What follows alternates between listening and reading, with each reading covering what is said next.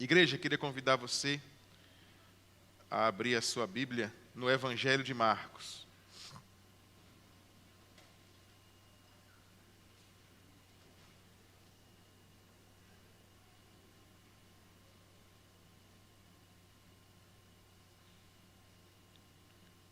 No Evangelho de Marcos, no capítulo 4.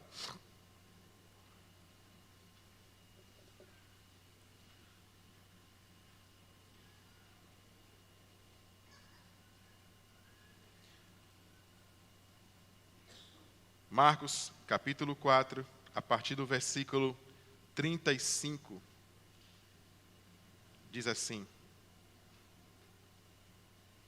Jesus acalma a tempestade.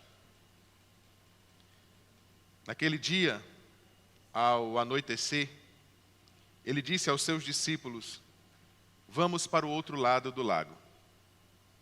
Deixando a multidão, eles o levaram no barco, assim como estava. Outros barcos também o acompanhavam. Levantou-se um forte vendaval e as ondas se lançavam sobre o barco, de forma que começou a encher de água. Jesus estava na popa, dormindo com a cabeça sobre um travesseiro. Os discípulos o acordaram e clamaram: Mestre, não te importas se morrermos? Ele se levantou, repreendeu o vento e disse ao lago: aquiete-se, acalme-se. E o vento se aquietou, e tudo ficou calmo. Então perguntou aos seus discípulos: por que vocês estão com tanto medo? Ainda não têm fé? Eles estavam grandemente apavorados e perguntavam uns aos outros: quem é este que até o vento e o mar lhe obedecem? Amém? Glória ao Senhor Jesus. Esse capítulo 4 de Marcos está mostrando um ensinamento de Jesus. Ele estava vindo de uma série de ensinamentos que nós chamamos de parábolas. Nós vamos ver isso nos textos anteriores a esse capítulo 4, ao versículo 35 do capítulo 4. Ele estava vindo de um momento de ensinamentos e ele traz mais um ensinamento, dessa vez um ensinamento prático. Ao final de toda essa cena que nós lemos aqui no capítulo 4 de Marcos, Jesus vai dar uma ordem. Ao final desse momento em que Jesus estava ensinando a eles na beira do lago, Jesus dá uma ordem a eles. Ele diz: passemos para outra margem, como nós vamos ver no versículo 35, logo no início do nosso texto. Eu queria que a igreja se atentasse a esse texto, a esse versículo 35. Naquele dia, ao anoitecer, ele disse aos seus discípulos: vamos para o outro lado do lago. Esse é um texto muito importante para a nossa mensagem de hoje. O título da nossa mensagem é Jesus estava no barco.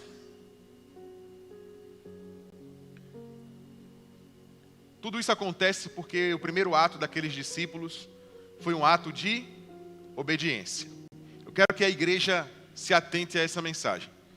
A primeira manifestação dos discípulos com Jesus, nesse episódio da tempestade, foi um ato de obediência. Porque muitas vezes, quando pensamos em caos, tempestade, bagunça e agonia, nós pensamos em desobediência. Nós pensamos em afastamento, em distância que se toma da presença do Senhor ou da própria voz de Deus. Não é o caso. Aqui nós estamos ouvindo outra coisa. Nós estamos ouvindo uma mensagem sobre uma ordem de Jesus. Vamos para o outro lado do lago. E assim todos foram para o barco. Esse é o primeiro ponto. A tempestade acontece diante de uma cena de obediência. E é exatamente nesse caminho e nesse contexto de obediência que a tempestade surge. Durante toda a narrativa bíblica, nós vamos ver diversas vezes Deus forjando o caráter de um povo. Querido, caráter não se forja em festa. Caráter não se forja nos dias de alegria. Caráter se forja na guerra, na luta. Caráter se forja nas aflições. Se formata uma personalidade forte em situações fortes.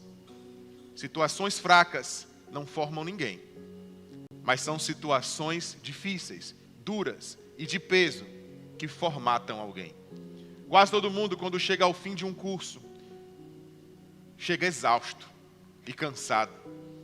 E é muito comum numa formatura a gente ver pessoas que nunca choraram se desabar em choro naquele momento, porque aquilo representa uma conquista que estava relacionada a muito suor, muita lágrima. Aqui tem o Berto, aqui tem o Rony. Eu sei que a formação para ser polícia não foi fácil. Não foi só na base do sorvete, não, Berto? Não foi. Aqui tem muitos que fizeram nível superior. Eu sei que a caminhada na faculdade não foi fácil. Desde o momento que você sai de casa, a pegar um ônibus, aos horários, às coisas que você abre mão, a tudo que você se distanciou, aos relacionamentos, às pessoas e às vezes até às amizades que nós perdemos porque estávamos focados em um propósito, em uma missão. E não somos máquinas e não conseguimos dar conta de tudo. Mas lá no final, algo ficou.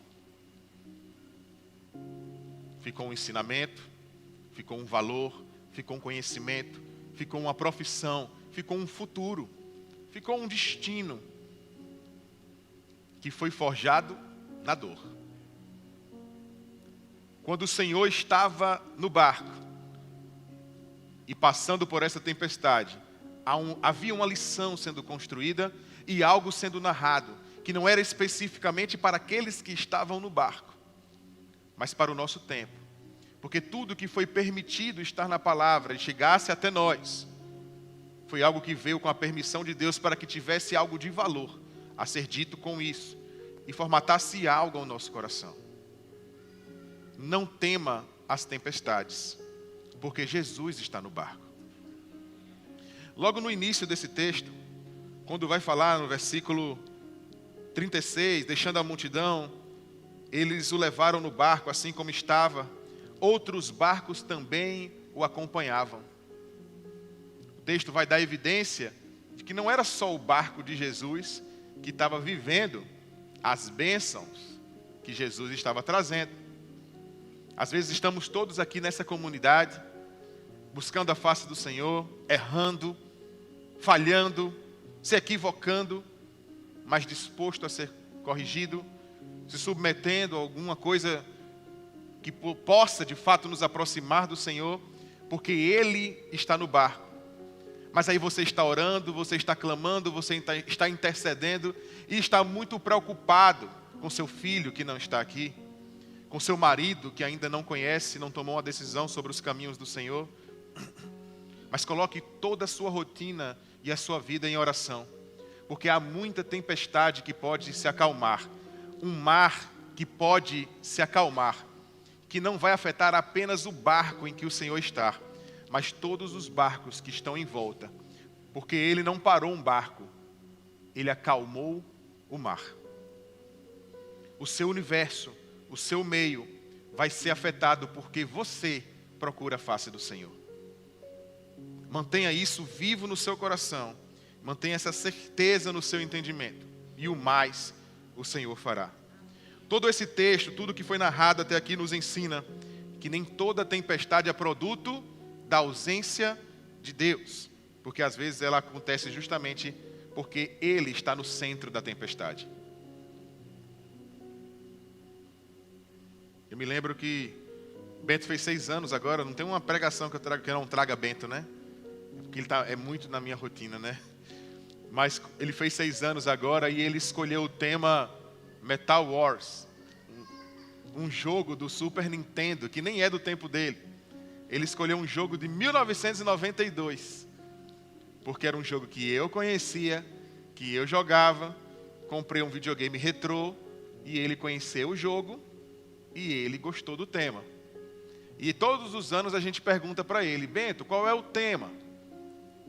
E tem vezes que ele não tem ainda. No ano passado, a nossa vizinha Kelly perguntou para ele: Bento, você vai fazer aniversário? Qual vai ser o tema do seu aniversário? E ele: redemoinho. E saiu girando, enquanto eu não esperava nem ela terminar de falar. E entrou em casa girando. Daquele dia em diante ele disse: meu aniversário, o tema é redemoinho. Ano passado fizemos um aniversário para ele com o tema redemoinho. Hoje, na era das IAs e da internet, fica tudo mais fácil. Porque antigamente, para achar um tema, não fazia.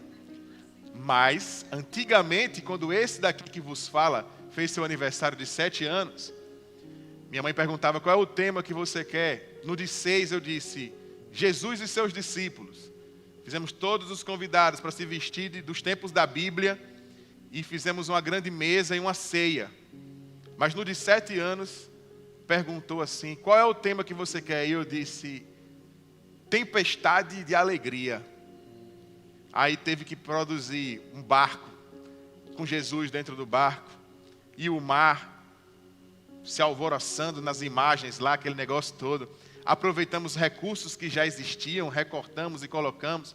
E realmente aquele aniversário foi uma tempestade. Porque aquela vela que sai faísca, né? Botou fogo na mesa, cheia de papel crepom.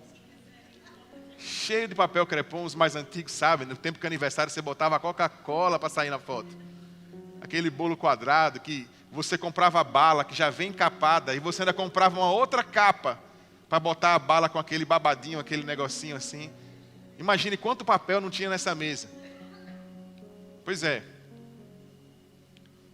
A tempestade me chamava a atenção naquele momento, naquele tempo, porque mesmo sendo um tempo de agonia, quando a gente fala tempestade, barulho, tumulto, vento, a gente pensa em desordem. Mas eu me lembro desde aquele tempo, que mesmo na tempestade, mas se o Senhor está no centro, nós não estamos falando de agonia, mas estamos falando de alegria. Porque esse é o Deus que eu creio. É o que você crê? Glória ao Senhor Jesus. Para quem está anotando, primeiro ponto: nem toda tempestade significa a ausência de Deus. Aí voltando aqui os primeiros versículos: naquele dia ao anoitecer, disse aos seus discípulos: vamos para o outro lado do lago. Esse lago aqui é o Mar da Galileia, viu pessoal? Porque às vezes ele aparece nesse contexto porque ele era um lago. Ele não era uma porção aberta para o oceano. Ele era um espaço mais contido, de água reservada. Tinha aproximadamente 21 quilômetros de comprimento por 13 de largura. Dava para ir quase na Carnaíba, ainda não 21 quilômetros? Chega perto, né? É grande, né? Para uma porção de água fechada, é muita coisa. Então o texto às vezes vai falar isso, lago, pode ser que na Bíblia de alguém esteja mar. Deixando então a multidão, eles o levaram no barco, assim como estavam. Outros barcos também o acompanhavam. Levantou-se um forte vendaval e as ondas se lançavam sobre o barco, de forma que começou a se encher de água. Repetindo, os discípulos estavam obedecendo a Cristo quando essa tempestade começou. Eu falei também logo no início que a Bíblia vai narrar diversos acontecimentos de tempestades, de desordens. A vida de diversos personagens importantes na Bíblia, ela não é sobre flores, mas sobre deserto, tempestade, agonia, poço. Nós temos José. José foi fiel. E qual foi a resposta da sua fidelidade? O poço. Jesus obedeceu o Pai. O que foi que Jesus enfrentou? A cruz. Paulo foi obediente. O que foi que Paulo enfrentou? As prisões. Inclusive, preso, escreve a carta aos Filipenses, chamada de a Carta da Alegria. Porque aquele que encontrou o Senhor em meio à tempestade não tem motivos para murmuração, para o desespero, mas para viver a plenitude do Senhor. E a plenitude de Deus é a manifestação da sua alegria. Esse é o Deus que eu creio. No Evangelho de João, no capítulo 16, no versículo 33, afirma algo muito simples: no mundo tereis aflições. Será que ainda há uma parte nossa, com tudo que nós vivemos, que nós lemos, que entendemos, que conhecemos sobre o Senhor, que ainda crê que o caminho com o Senhor é um caminho romântico e de flores? Será que ainda há uma parte em nós, com tudo que a gente tem conversado, lido, entendido, que o Senhor tem revelado à sua igreja, será que ainda há espaço para questionar isso? Para achar que realmente não, isso está errado. Com Deus eu estou, na verdade, numa rota de experiências boas o tempo inteiro. Experiências boas não, mas experiências alegres, sim. Porque se eu encontro alegria em meio à tempestade, eu estarei feliz e pleno com o Senhor integralmente. É claro que nós vamos viver bolsões de desespero. O mais comum desses bolsões é quando nós vivemos o luto, quando perdemos alguém, quando encontramos com a morte face a face, quando chegamos muito perto da doença, nós chegamos nas aflições. O próprio Jesus, na sua forma encarnada, mesmo sendo Deus, cansava, tanto que estava dormindo em meio à tempestade, estava exausto, se agoniava, chorava a morte de seus amigos.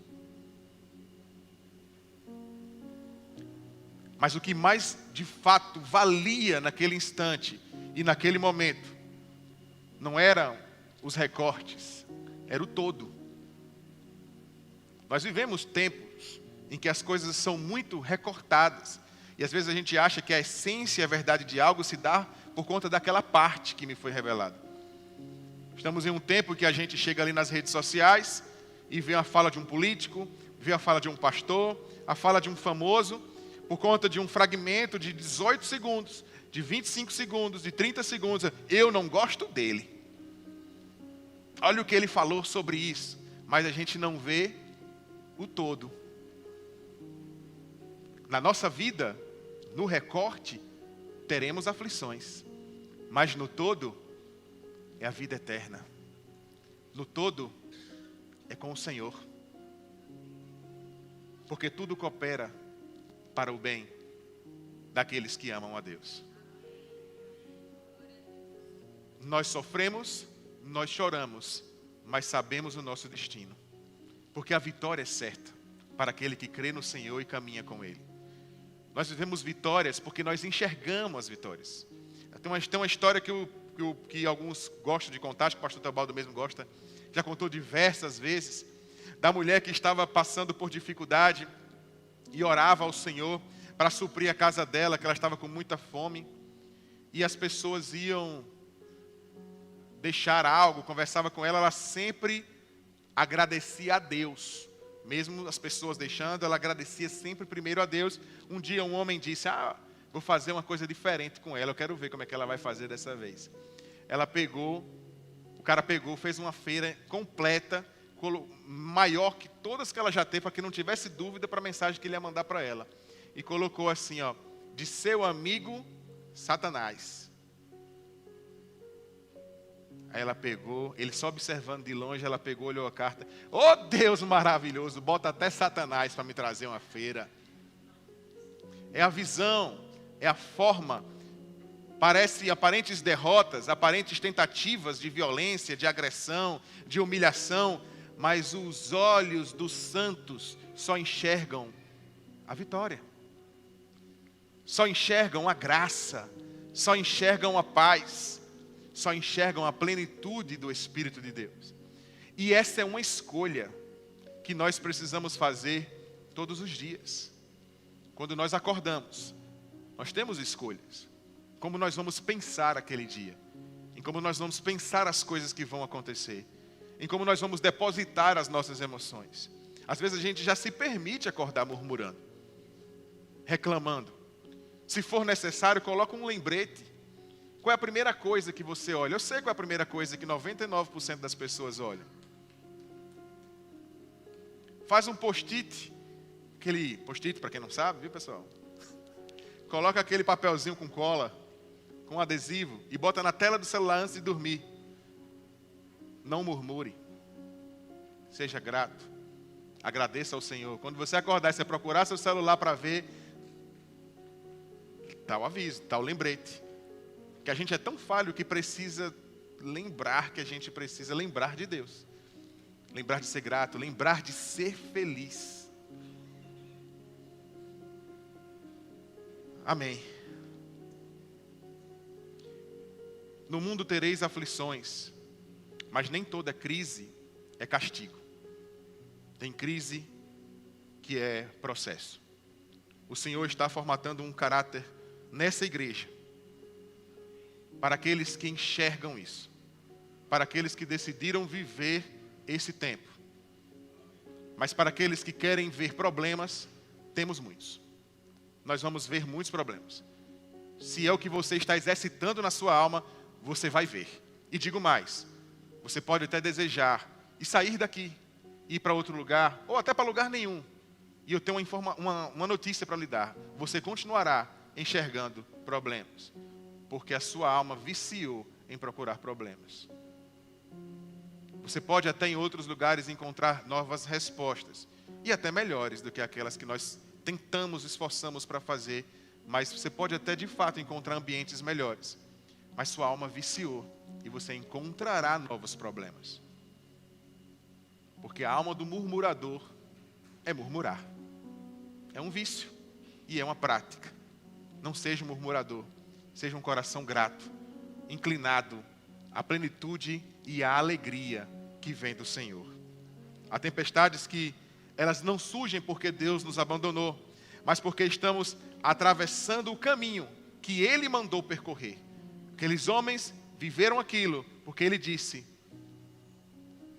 vamos viver esse processo, vamos para uma travessia, vamos para o outro lado.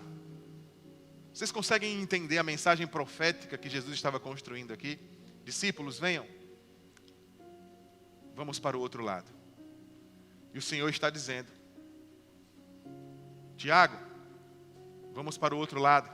Keila, venha, vamos para o outro lado. Rony, venha, pastora Cláudia, comigo, vamos para o outro lado.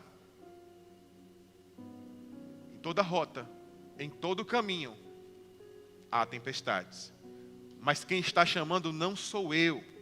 Quem está chamando é o Senhor Jesus. E eu repito, Ele está no barco.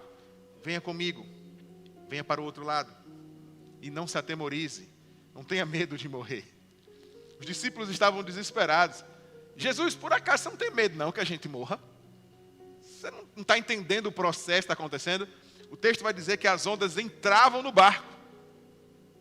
Você não tem medo não que isso aqui encharque o barco e a gente afunde?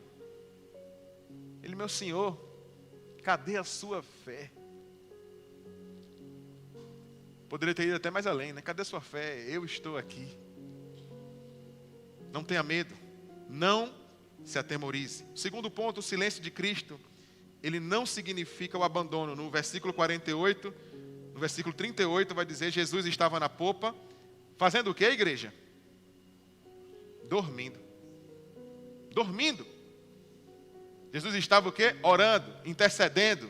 Não. Dormindo. Até no sono Ele manifesta a sua glória. E não era dormindo de qualquer jeito não. Tem forma mais clássica de dormir? Com um travesseiro. Ou seja, preparado para dormir. Não é que ele pegou no sono. Quem pega no sono não está com travesseiro. Está que nem meus alunos, com a cabeça na carteira. Aí eu faço na chamada e levanta desesperado com o celular colado na testa. Do tempo que ficou com a cabeça parada. Isso aí é pegar no sono. Dormir não. Dormir eu vou, encosto, escolho um canto, pego o meu travesseiro, me cubro, me ajeito, me preparo. Jesus não pegou no sono. Ele apenas fez algo que Ele chama os seus discípulos a viver. E Ele nos chama essa noite. Descansa. Porque Ele está no barco. Pega o seu travesseiro espiritual. Jesus estava vindo de onde aqui? Do trabalho. Estava evangelizando, pregando, ensinando, falando. Mas uma hora Ele descansa. Ele não era um preguiçoso. Alguém que estava se acovardando. Era alguém que trabalhou, que entregou o seu corpo, a sua exaustão e descansou. Queridos, nós vamos lutar, vamos trabalhar, vamos para cima, vamos avançar, vamos criar novos projetos, vamos sonhar juntos muitas coisas. Mas descansa no Senhor. Porque eu não estou pedindo para você descansar em políticos, nos seus sonhos ideológicos, no caminho, na direção que você acha que as coisas precisam tomar. Não. É no Senhor. Não há nada, nem ninguém, nem nenhuma ideia humana que se sobreponha àquilo que Deus é. E é Ele que se manifesta aqui nessa noite e traz essa mensagem. Só que o que desespera o silêncio, o que desespera o discípulo não é apenas o vento, é o silêncio de Jesus. Eles não estão desesperados pelo vento apenas, pela tempestade. A não resposta de Jesus é um problema para eles. E às vezes também é um problema para a igreja. Porque nós queremos a manifestação sensorial e visível das respostas de Deus. Nós queremos ouvir com esses ouvidos, senão, queremos ver com esses olhos, senão, querido, o Senhor já está trabalhando. A grande ironia é que Deus já estava trabalhando aqui, e você pode até pensar, não, é porque eu só não estou vendo, mas Ele está fazendo alguma coisa. Ele estava dormindo. Mas vocês lembram do último versículo do texto? Quem é esse que até o vento e o mar lhe obedecem? Toda a criação, sempre, a gente vai ver muito isso nos salmistas. Toda a criação sempre baixou a cabeça para a soberania de Deus. Sempre baixou a cabeça. Abaixa a sua cabeça. Feche os seus olhos e caminhará sobre as águas. Porque só caminha sobre as águas aqueles que não duvidam do Senhor. Às vezes nós ficamos muito focados nas manifestações físicas das coisas, em como as coisas são fisicamente. É por isso que Pedro caminhou sobre as águas, porque ele olhou para o Senhor. Quando ele desviou seus olhos, ele perdeu a sua marcha, a sua caminhada. Olha para o Senhor, foca no Senhor, descansa no Senhor, confia no Senhor. E eu repito, tudo coopera para o bem daqueles que amam a Deus. Amar ao Senhor é uma forma de continuar olhando para Ele. Salmos 46, verso 10. Aquietai-vos e sabeis que eu sou Deus. O tempo inteiro o Senhor estava afirmando sobre quem Ele era e a sua própria natureza. Soberana, criadora de todas as coisas. Quando eu afirmo que esse é o Deus que eu creio, não é porque eu estou trazendo mais uma nova frase de efeito. É porque esse Deus que eu creio, Ele é diferente das impressões que eu mesmo tenho sobre as coisas que eu conheço. E quando às vezes o meu coração se encontra em dúvida sobre as coisas desse mundo, é ali que eu preciso exercitar o meu entendimento para contemplar Deus. Porque é no mistério das coisas que Deus se revela. Às vezes nas certezas, mas muitas vezes nas dúvidas. Às vezes é na claridade, mas muitas vezes no escuro. Porque é ali onde se manifesta a fé. Onde eu entro em um ambiente onde eu não posso tocar nada, apalpar nada, chegar a nada. E mesmo assim Deus manifesta a sua misericórdia.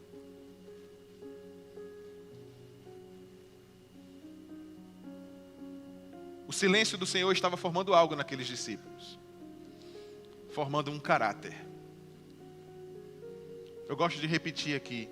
No Velho Testamento, nós vamos ver um povo cometendo muitos equívocos. E era um povo muito difícil, aquele povo que Deus chamava de meu povo. E permitiu aquele povo viver muitos problemas. O que Deus estava fazendo, permitindo aquelas pessoas viverem tempestades, desertos, escravidão, guerras, pestes, doenças. Porque aquele povo o tempo inteiro estava procurando respostas na sua própria força. Deus chamava Moisés, dava uma resposta sobre algo novo. Moisés descia, o povo estava adorando falsos deuses que eles mesmos inventavam na hora. Jerusalém ficou sem muros. Eita, temos que construir muros, temos que fazer alguma coisa, porque temos que nos preocupar com as forças que vão vir. Sabe o que o salmista disse uma vez? Eleva os meus olhos para os montes. E os montes vão trazer o quê? O socorro. Não são muros, mas a natureza de Deus que já estava em volta de Jerusalém. Os montes que já estavam em volta de Jerusalém já eram os muros que Deus já tinha preparado e planejado.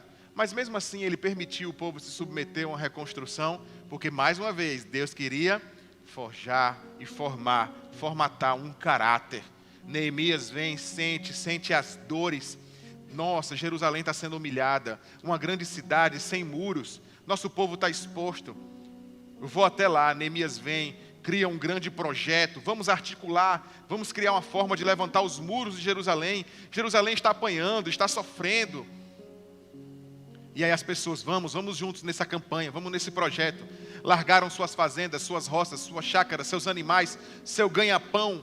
E começaram foi todo mundo para Jerusalém para poder construir esses muros. Não estava mais produzindo seus alimentos, não estava mais cuidando dos seus animais. E começou a perder recursos. Começaram a empobrecer, porque estava gastando tempo ali e não estava cuidando das suas posses.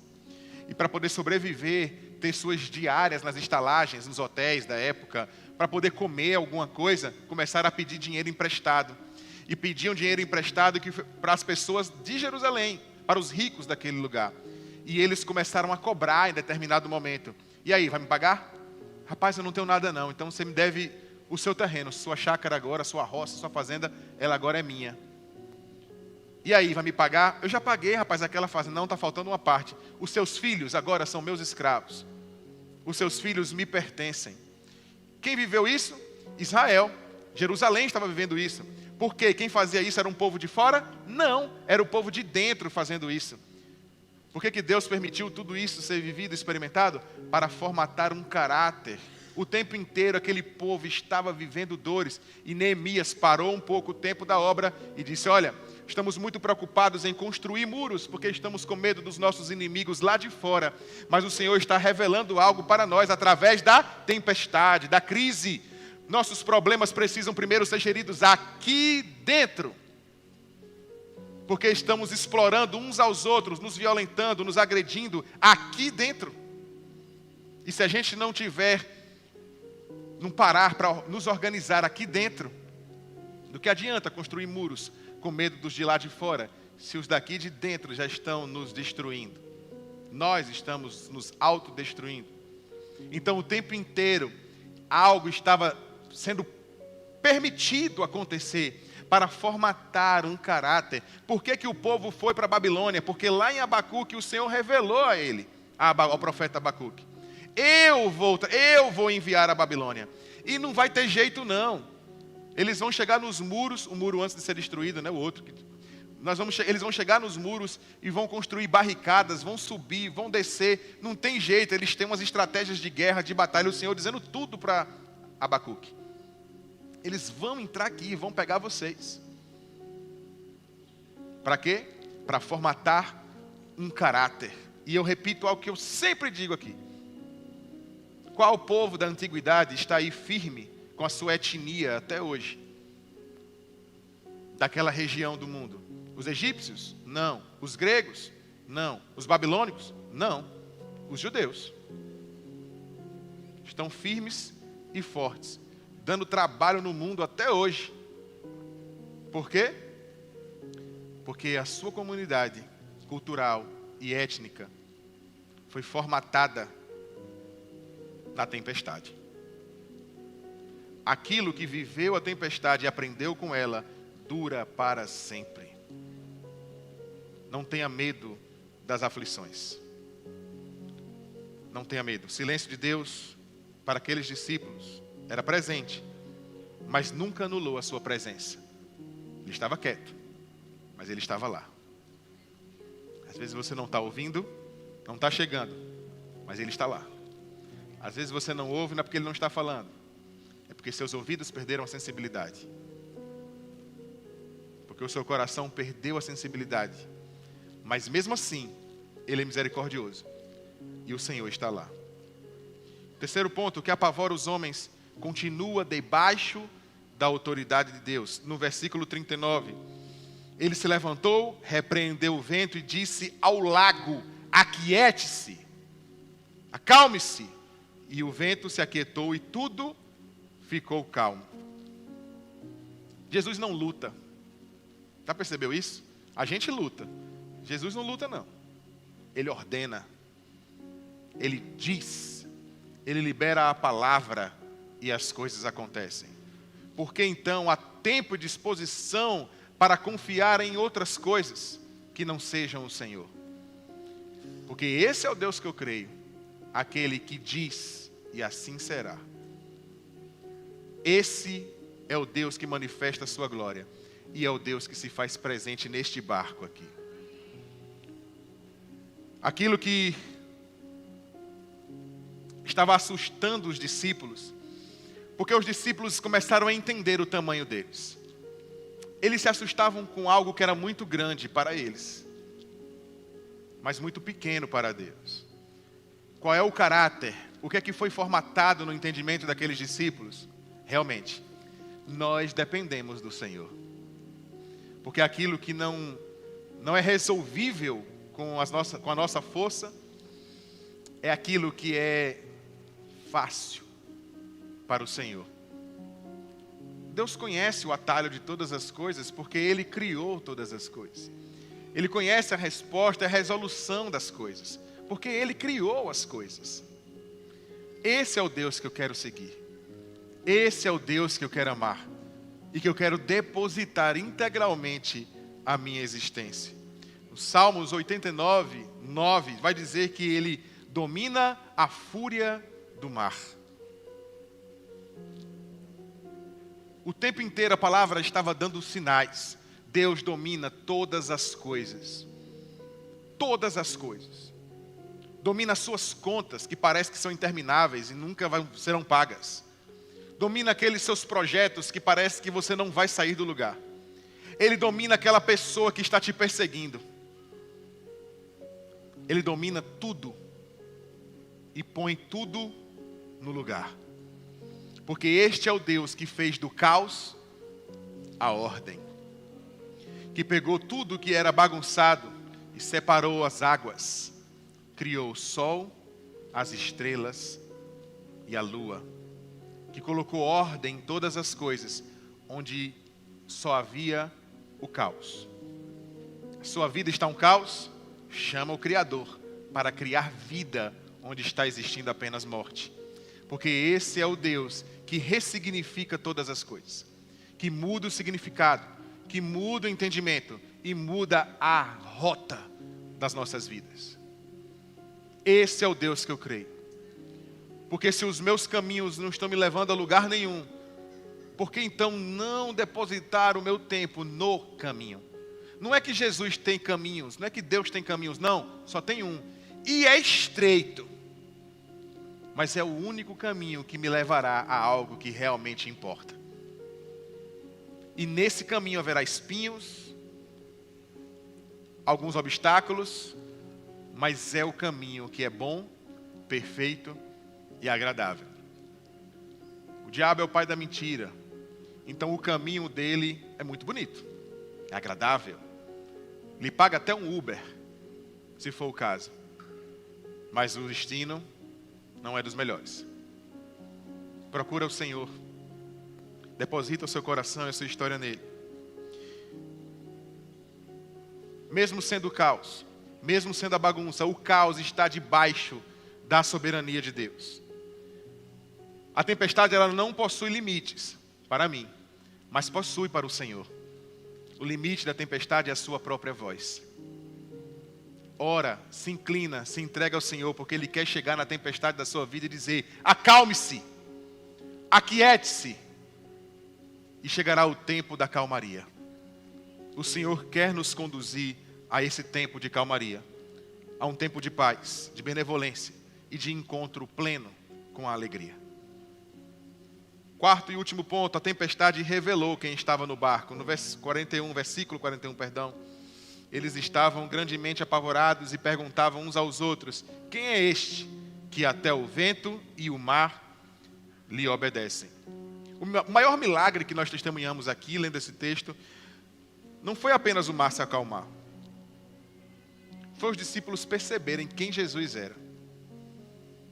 Talvez tudo tenha sido formatado aqui para que ele estivesse evidente.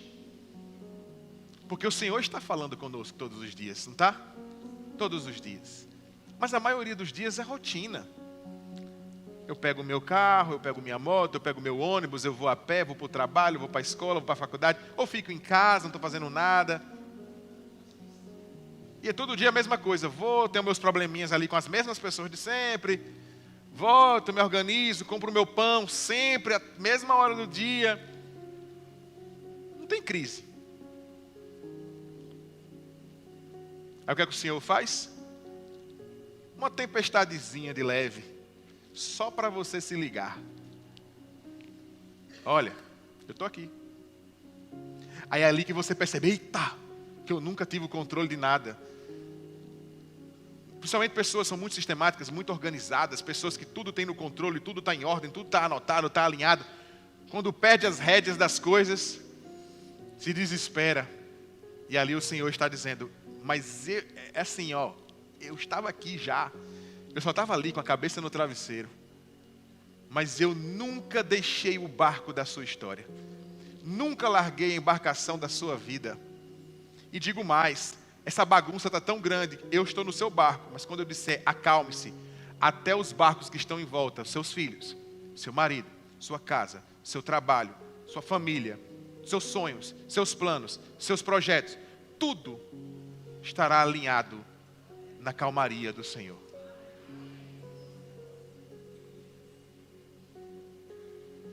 Aleluia. Glória ao Senhor Jesus. Deus tem algo para revelar essa noite. Muito simples.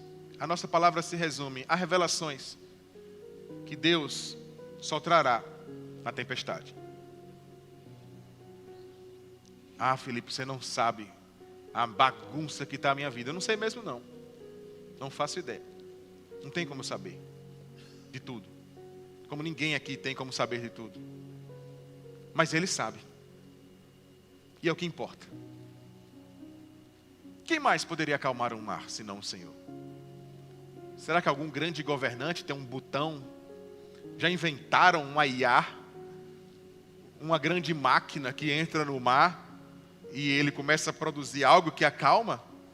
Tem isso? Não. Quem pode acalmar o mar? Aquele que o conhece como a palma de sua mão. Aquele que criou todas as coisas. Aquele que é maior e soberano sobre todas as coisas. E este é o Deus que em sua glória, império, reinado, se fez homem, se reduziu para poder chegar a você e dizer: filho, filha, vem comigo. Eu quero governar a sua história e guiar o barco da sua vida. Não precisava. Para que o Senhor fez isso? Porque Ele encontrou na humanidade alguma coisa em que Ele viu valor e Ele decidiu assim fazer. Merecimento? Nenhum. Ninguém aqui merece. Ah, mas é justo que... Não, não é justo. Porque a palavra disse, não há um justo, um sequer. Mesmo assim, a disposição misericordiosa de Deus encontrou algo que o fez nos justificar diante do seu sacrifício. E Ele nos empresta uma qualidade que não é nossa, pois não somos justos, mas somos justificados. E Ele traz algo dele e derrama sobre nós e nos permitiu estar aqui hoje em paz e alegria para dizer: Deus, Tu és Deus sobre todas as coisas. Esse é o Deus que eu creio, amém?